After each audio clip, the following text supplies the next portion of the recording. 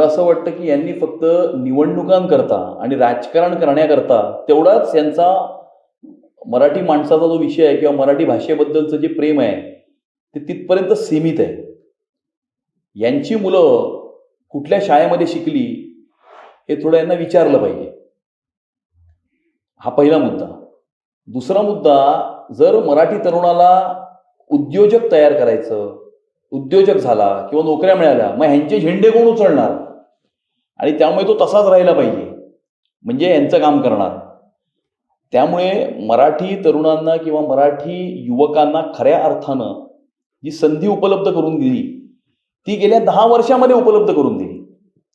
यांना मुंबईच्या महानगरपालिकेमध्ये काम करण्याकरता किंवा टक्केवारीसाठी कंत्राटदार जे लागतात ते मराठी आहेत का? हा माझा सवाल आहे. त्या ठिकाणी मराठी नवीन तरुणांना त्या ठिकाणी कंत्राटदार तयार करण्याकरता